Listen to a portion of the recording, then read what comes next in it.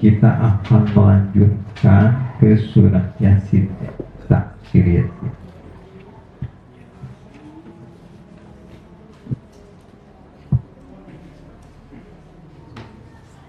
A'udzu billahi minasy syaithanir rajim. Bismillahirrahmanirrahim.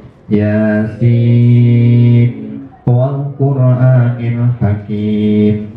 Innaka laminal mursalina ala siratim mustaqim. Tanzilal azizir rahim.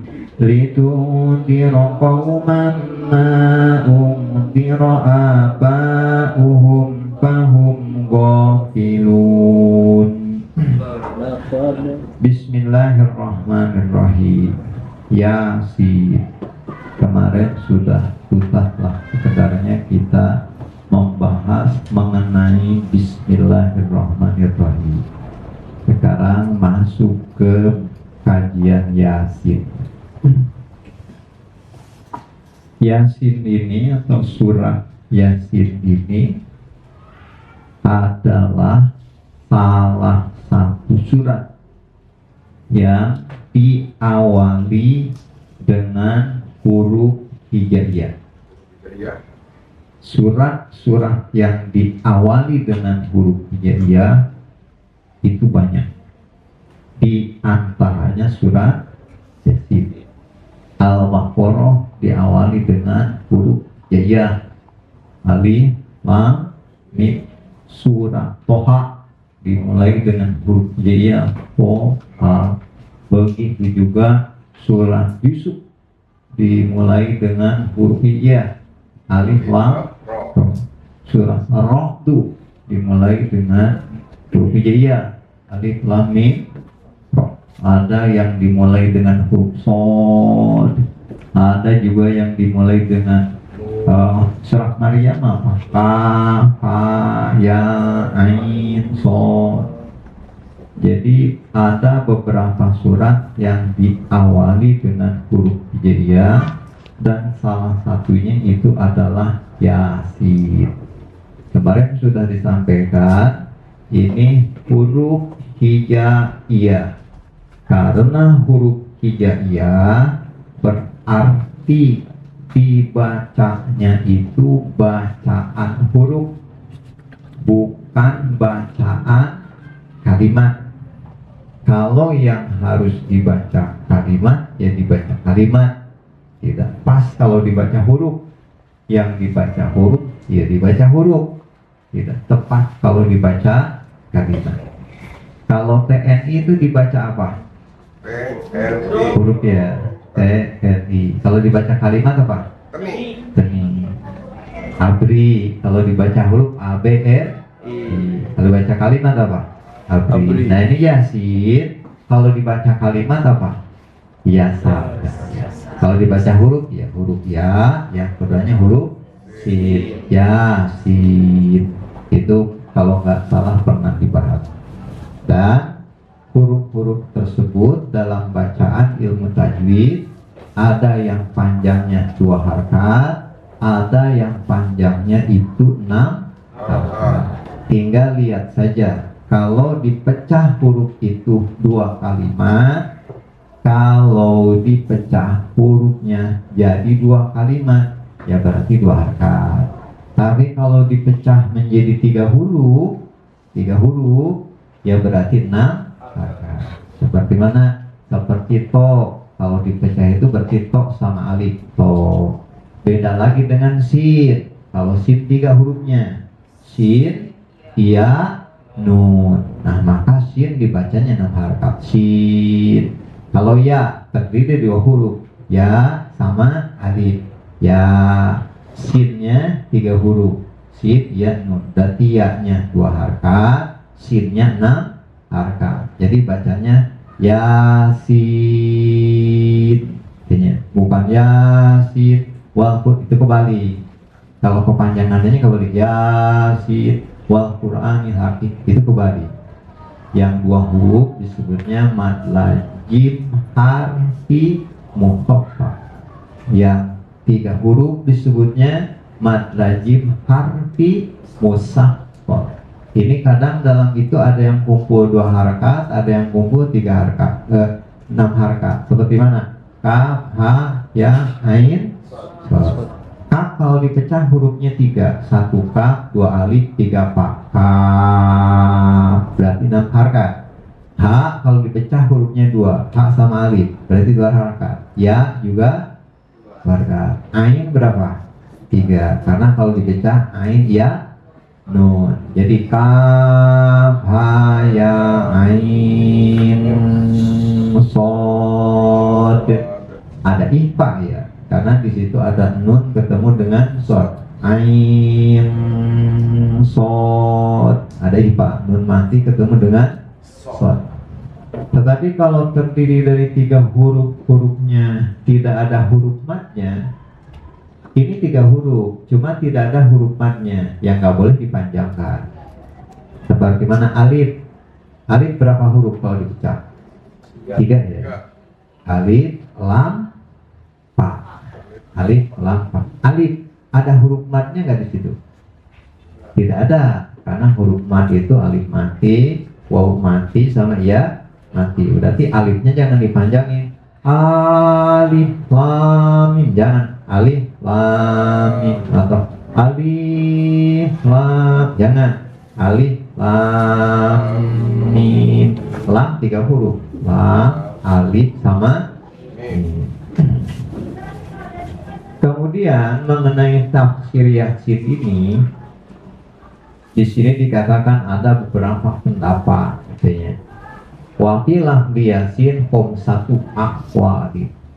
Dalam masalah Yasin ini, kata Imam Hamami, ada beberapa pendapat para ulama. Ya, ulama berpendapat sudah pasti mereka berdasar kepada kajian dan ilmu mereka terhadap Al-Quran dan hadis.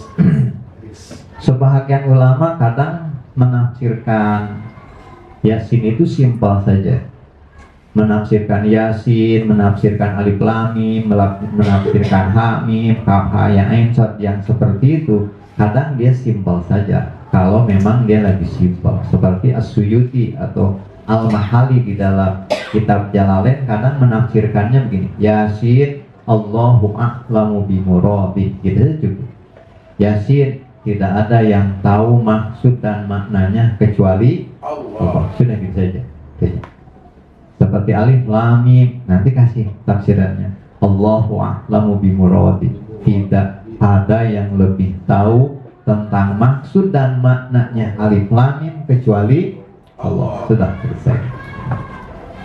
Nah, di dalam ibadah itu, di dalam perintah Allah itu, ada perintah yang makul. Makul itu bisa dimengerti. Ada juga yang memang tidak makul, tidak bisa dimengerti. Kita itu kan hamba Allah ya. Ketika disuruh sama Allah, sesuatu yang mengerti terus kita lakukan, atau sesuatu yang tidak dimengerti kita lakukan, itu sebenarnya penghambaannya lebih penghambaan mana? Apa yang dimengerti, apa yang tidak? Yang tidak dimengerti. Yang tidak dimengerti ya. Kalau kita disuruh sama orang, coba kamu angkat batu di situ. Kenapa diangkat? Ada duit di situ. Ngerti? Dia nyuruh angkat batu itu karena di dalam ada duit. Kita laksanakan. Terus coba angkat batu di situ sama kamu. Apa? Pokoknya angkat saja sudah. Dia nggak ngerti, pokoknya angkat saja. Ini penghambaan yang lebih tinggi yang mana? Yang kedua. Jadi dia mengerjakan sesuatu nggak ngerti apa-apa, yang penting nurut saja. Allah nyuruh, saya ngerti nggak ngerti, Allah mudah lakuin saja. Ngomong ngoreksi ini ngoreksi itu. Kalau Allah nyuruh melarang kita membunuh, pahamlah ya. Terus ketika Nabi Ibrahim disuruh oleh Allah, bunuh anakmu, Ibrahim membanyak tingkah, bunuh saja. Jadi berarti perintah itu ada yang diketahui memang, ada juga yang tidak diketahui.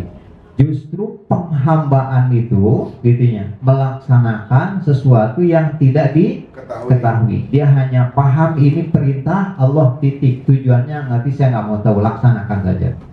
Itu lebih penghambaan itu ya. Ini diungkapkan oleh An-Nawawi di kitab Tafsir Munirnya ketika beliau menafsirkan surat Al-Baqarah. Dan memang begitu ya. Jadi lebih nurut itu. Kalau mah ada istri atau anak, coba nak kamu begini, Pak kenapa sih begini? Ah udah lakuin saja. Itu lebih daripada begitu disuruh terus dia nurut, nggak banyak cincong, nurut. Kita senang yang itu daripada disuruh apa, nanya ini nanya itu, dilaksanain enggak? Kenapa sih harus begini? Kan begini itu kan nggak bisa begitu. Berdebat, dilaksanain enggak. Tapi ada juga anak tuh begitu, coba nak tolong pindahin ke sana, nggak banyak dipindahin, nggak tahu. Kadang kita senang seperti itu.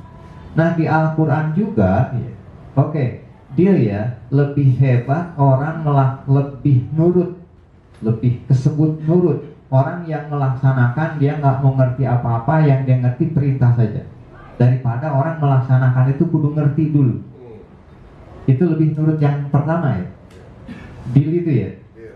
Nah di dalam Al-Quran juga sama, ada perintah Allah tuh gitu, ada yang bisa dipahami supaya memang kita belajar. Ada juga Allah ngotot saja, bukan ngotot, udah laksanain saja, nurut saja sama saya, udah begitu saja pokoknya. Nah di dalam Al-Quran juga sama, ada ayat yang dimengerti, dipahami, ada juga yang tidak dipahami. Seperti mana? Seperti kata Allah itu aqimus shalah, ketika dibaca paham nggak? Paham kan? Kalaupun nggak paham ya buka saja terjemahnya. Oh nyuruh sholat. Alhamdulillahilladzi khalaqas samawati wal ard. Oh paham, Allah menerangkan bahwa langit dan bumi dibikin sama Allah. Tetapi ketika kita ngomong Yasin, paham. Kenapa kamu ngomong begitu? Ya nggak tahu. Maksudnya ya nggak tahu. Terus kenapa dia ngomong? Ya Allah kata Allah Iqra bismi rabbikal ladzi khalaq. Kata Allah baca, ya sudah baca. Gak ngerti kamu baca, ya baca saja. Orang disuruh sama Allah. Ini berarti lebih pahalanya itu lebih gede membaca sesuatu yang memang kita nggak paham. Ya.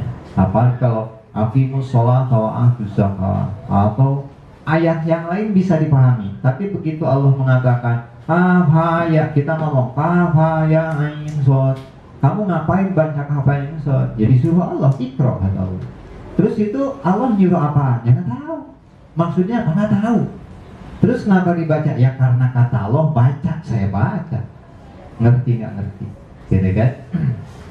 Nah sehingga kata An-Nawawi mengatakan membacanya itu tolabul iman, karena lebih disukai ya oleh Allah, karena lebih disukai oleh Allah, otomatis kasih sayangnya juga akan lebih, dan juga pemberiannya juga akan lebih.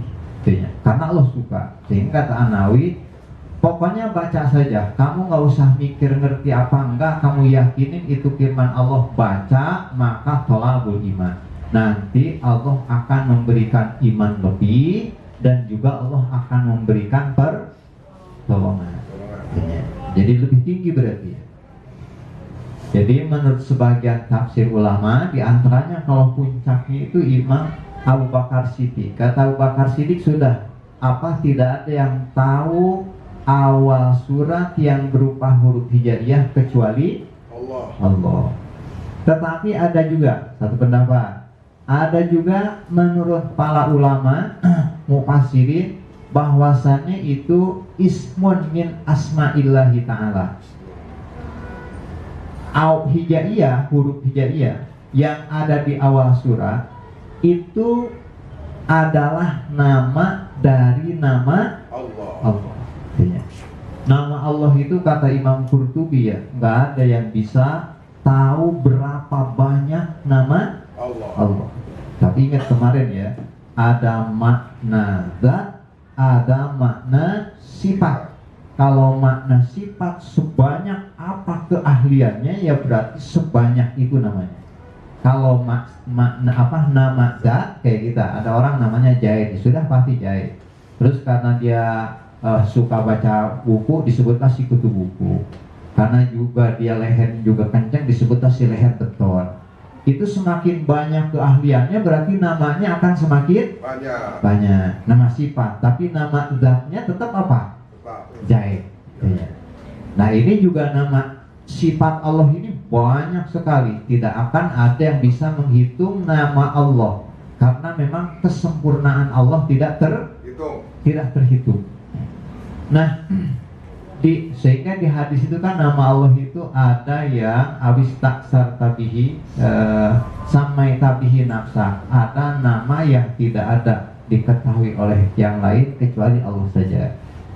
Awis taksar tabihi atau alam tahu ahadan min khalqi, ada juga nama itu sama Allah dikasih kepada hamba-hamba yang disukai, dicintai. Nih kata Allah, gua kasih nama lu punya susah, punya bingung, punya keluhan, punya apa, butuh bantuan gua, panggil gua pakai nama ini. Gitu. Ada juga yang dikasih khusus sama Nabi saja. Nih para Nabi kasih. Nanti Nabi itu banyak kebutuhan, kadang perlu adu santai, kadang segala macamnya. Nih kalau lu punya susah panggil gua. Ini namanya itu. Malaikat dikasih 1000 nama, Nabi dikasih 1000 nama. Dan di Taurat ada 300 nama, di Injil ada 300 nama. Nah di Al-Quran yang ada nama-nama di hadis itu, kalau kamu hafal pakai doa atau mau dipakai nama juga silakan. Ada juga yang mengatakan bahwa Yasin itu adalah nama surat. Kayaknya.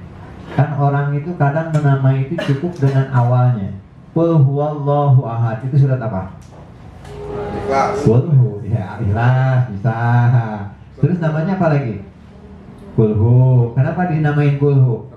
Karena depannya Kulhu. Nah ini juga kenapa dinamain Yasin? Karena depannya Yasin. Nah sudah. Jadi Yasin selanjutnya wal Qur'anil Hakim. Di situ wal Qur'anil Hakim ada berapa kalimat? Wau ya wa Al-Qur'ani, terus ada Al-Hakim. Nah pada waw ini wa atau wawu itu maknanya banyak. Ada yang disebut wawu huruf ataf atau huruf ataf artinya apa? Dan. Jadi waw itu ada bisa diartikan dan, diterjemahkan dan, disebutnya itu huruf ataf. Ada juga waw itu waw ma'iyah. Itu yang disebut maf'ul ma'a. Artinya bukan dan. Kalau ma'nya bukan dan, artinya serta. Artinya. Ada juga waw itu waw itu bukan koma jaidun jaidun qaimun wal amru qa'idun. Itu wal amru qa'idun itu bukan dan artinya. Di samping. Sedangkan. Jadi waw itu bisa artinya dan, bisa serta, bisa juga sedangkan. Bisa juga waw itu artinya demi. Disebutnya waw sumpah. Jadi kalau kajian nanti berarti waw itu ada waw qasam artinya demi. Ada juga waw huruf ataf artinya apa? Dan. Ada juga waw itu waw ma'iyah artinya serta. Ada juga waw itu sedangkan atau sambil, itu wawnya waw haliyah. Nah jadi ketika ngelihat ada waw di Al-Quran atau di hadis, ini artinya demi, apa dan, apa serta, ya silakan artikan saja, karena semuanya mempunyai karakter. Salah satu karakter waw qasam itu, waw sumpah itu, ujungnya harus dikasrohkan. Ujungnya harus kasroh. Kalau sumpah demi Allah jangan wallahu, tapi apa? Wallahi. Jangan wallaha, tapi kudu wallahi. Nanti kalau dibaca wallahu dan Allah, dan itu karena sambung, disambungkan kemana? Sudah ada kalimat yang belumnya. Jadi sumpah wallahu salah. Kodenya apa? Wallahi. Nah di sini wal Qur'anu wal Qur'ana wal Qur'ani. Wal Qur'ani. Berarti wa itu artinya apa? Demi. Wal Qur'anil Hakim. Demi Al-Qur'anil Hakim. Artinya innaka lamina mursalin, bahwasannya innaka engkau itu Muhammad lamina mursalin, sebahagian daripada Rasul Allah.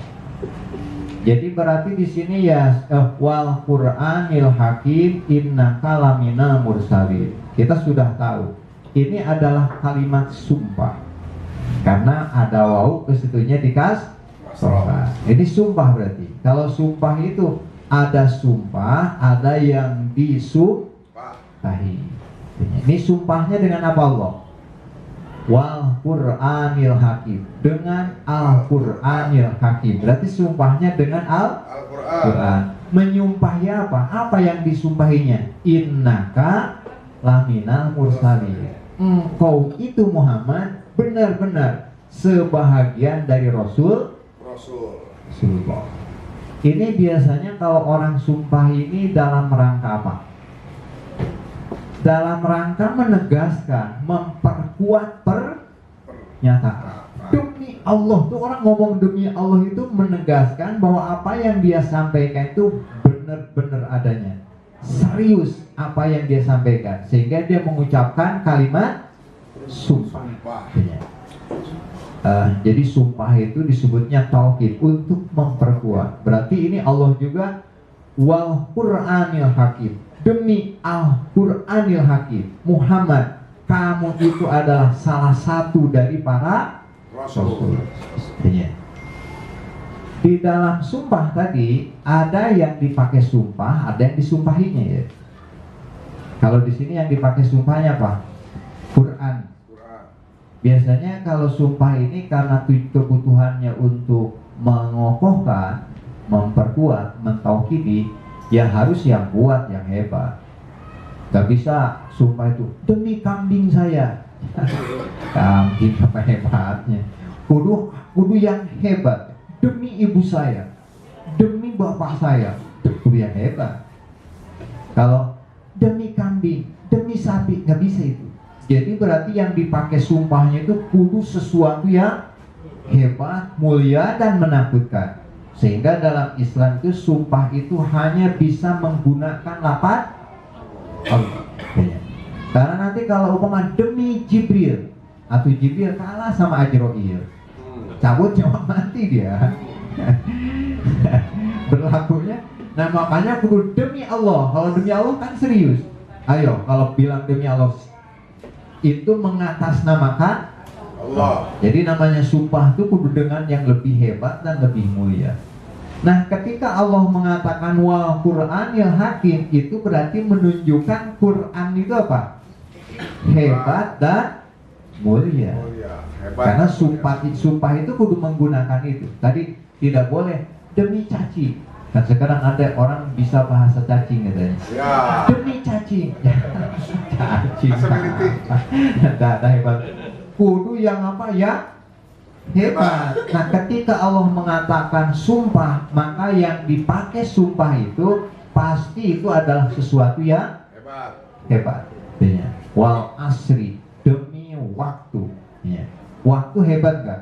Saking hebatnya waktu, Imam Ghazali mengatakan waktu itu lebih berharga daripada permata.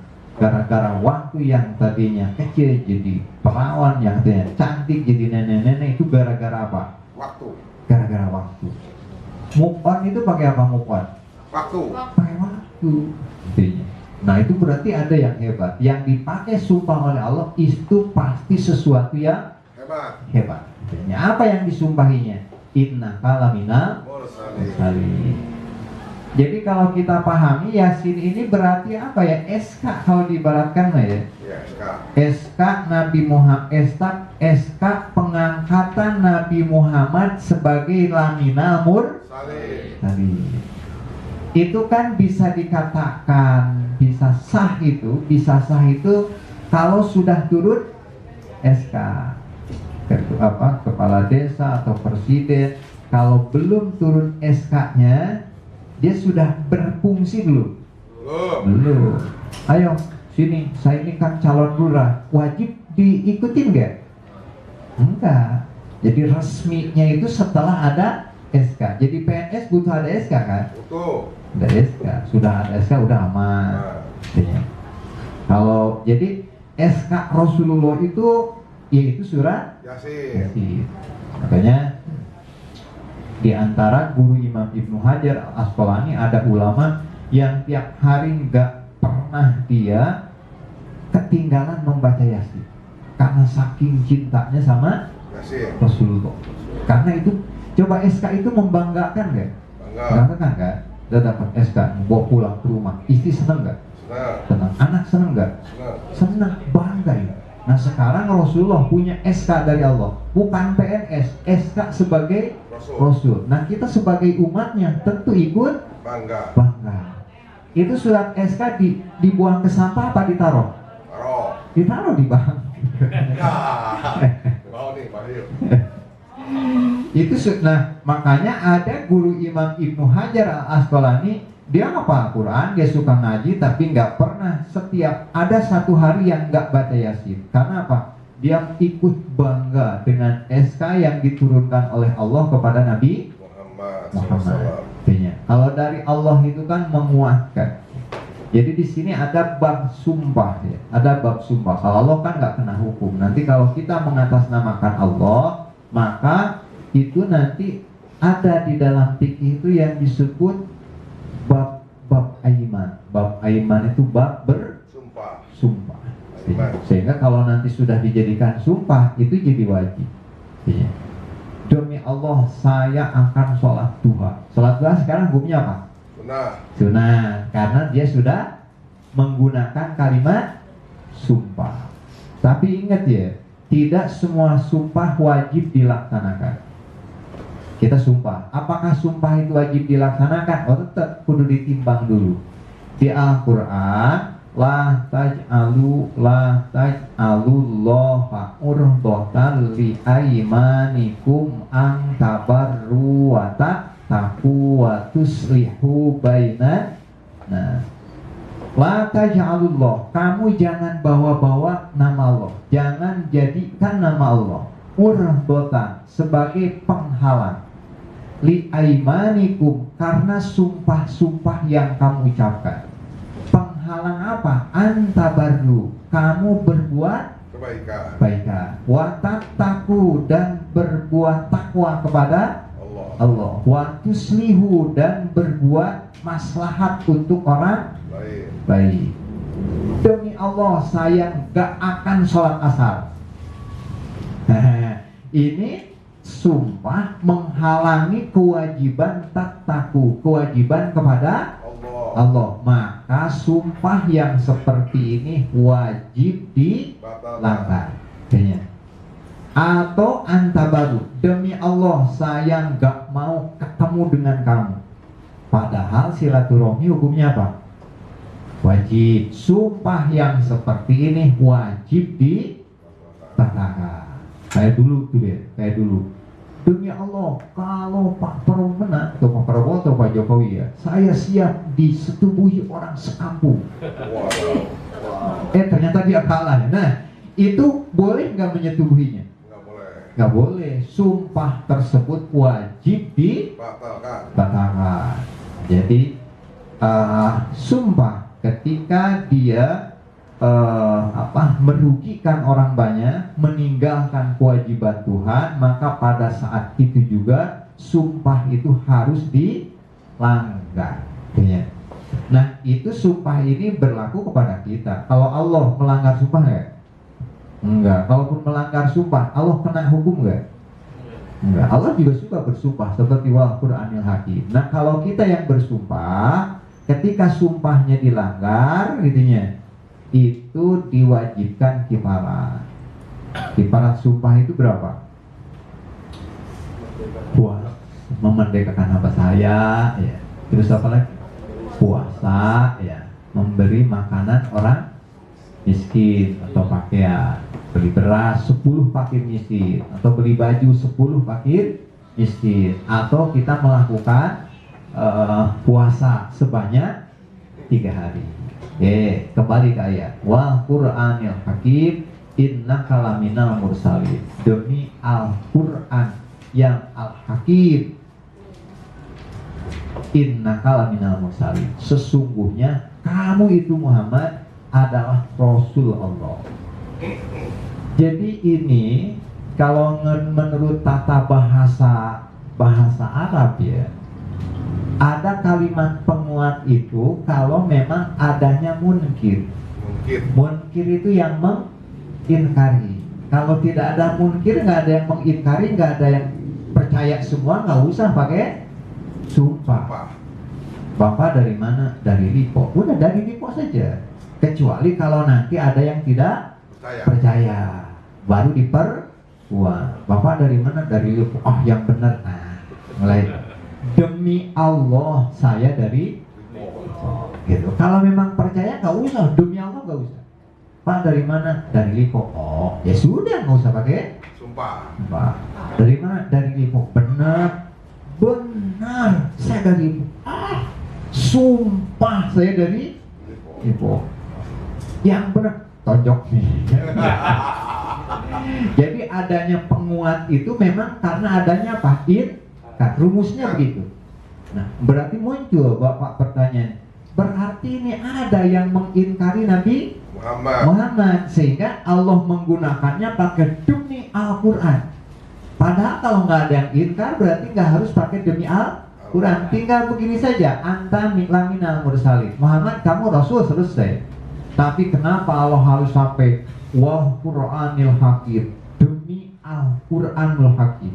Innaka sesungguhnya, itu penguat lagi, laminal mursalin, kamu benar-benar sebahagian daripada Rasul. Nah kalau pakai rumus Johar Makrun, kita yang terpikir itu, oh berarti saat itu ada orang yang menolak kerasulan Nabi Muhammad SAW.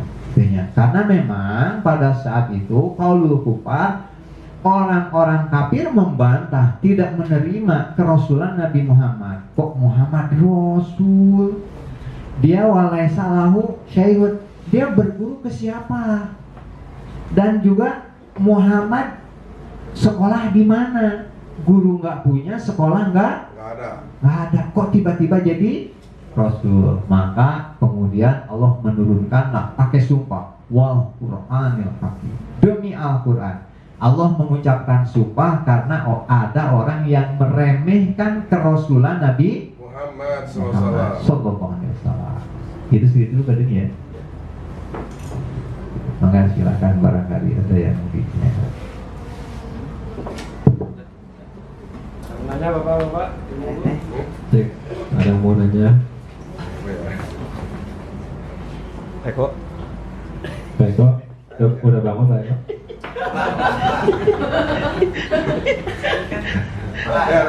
Ya, silakan. Ya saya mau nanya, saya pernah dengar Ustadz Abdul Somad menjelaskan yang surat Yasin itu apa namanya bisa buat hajat, katanya di apa tafsir Ibnu Katsir ya. Ya sedangkan juga katanya doa, kalau ini hadis yang doa bisa berubah takdir gitu kan. Gimana kita mengimplementasikan pengetahuan itu Pak? Maksudnya kita pakainya bagaimana tuh? Ada informasi bahwa kalau kita ada kebutuhan kita baca Yasin gitu ya. Benar nggak di Ibnu Katsir ada seperti itu Pak ya? Ya. Mohon maaf saya belum baca benar, bukan nggak percaya sama Abdul Somad, barangkali ada penjelasan tambahan dari Pak Ustadz. Terima kasih Pak. Ya. Ya memang ada ya. Tapi di kitab ini juga kitab namanya kitab Al-Hamami. Syekh Al-Hamami ini Syekh Hamami Zada. Dia meneliti kitab tafsir. Hadis-hadis tentang tafsir dia kumpulin. Termasuk hadis dhaif, hadis mutlak, hadis sahih dia kumpulin. Dan salah satu di antara fadilah Yasin itu yaitu untuk memohon kepada Allah agar dikabulkan hajat. Kan kita juga bagusnya kalau mohon sama Allah itu minta jangan begitu, ya ibadah dulu, sholat dulu, terus apa, zikir dulu. Nah salah satu yang mustajab sebelum minta itu baca surat Yasin. Sebelum minta baca surat Yasin. Kayak seperti surat Waqiah itu ya, suratul Waqiah, suratul Jina, surat Waqiah kalau dibaca kamu kaya, ya. Nah sebelum minta duit sama Allah baca dulu surat apa? Waqiah. Jangan langsung minta duit ya. Kita Waqiah yang mulai selip terus setelah selesai baru ngomong, ya Allah, kata Nabi kalau surat Waqiah dibaca bisa mendatangkan rezeki. permudah rezeki saya, gitu. Jadi kan minta itu ada yang disebut apa ya? Pendekatan atau tawasul. Jadi tawasul yang sesungguhnya memang melakukan ibadah. Sebelum minta tuh baca sholat dulu, bisa baca sholawat dulu, bisa baca zikir dulu, baru setelah melakukan ibadah baru diminta. Dan Yasin adalah salah satu yang sering dilaksanakan oleh para ulama. Sebelum minta dia baca dulu Yasin. Ada kehilangan, wah gimana, minta sama Allah, yang udah baca Yasin dia 40 kali, setelah baca Yasin 40 kali, ya Allah motor saya di mana, gitu.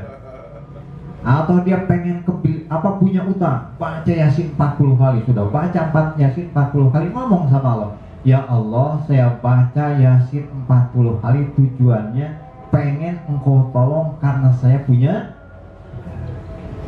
Sebenarnya bukan hanya Yasin ya, setiap amal ibadah bisa kita lakukan dan kita minta sama Allah agar Allah mengabulkan hajat kita. Cuma surat yang paling banyak hadisnya mengenai tentang dikabulkannya hajat, di antaranya surat Yasin. Oke. Kasih Ustaz. Ada lagi Bapak Ibu? Yang banyak utang mungkin ada? Oh banyak baik. Ya baik, sedang tidak ada yang ingin ditanyakan kembali, mungkin itu saja. Terima kasih. Langsung aja mengaji.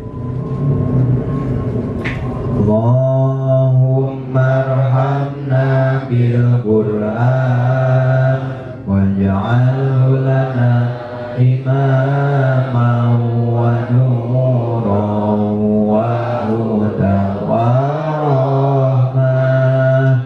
Allahumma dzakirna minhu ma nasina wa alimna minhu ma jahilna warzuqna tilawatahu ana al-laili wa atrafan nahar waj'alhu lana hujjatan ya rabbal alamin. Assalamualaikum warahmatullahi wabarakatuh. Waalaikumsalam warahmatullahi wabarakatuh.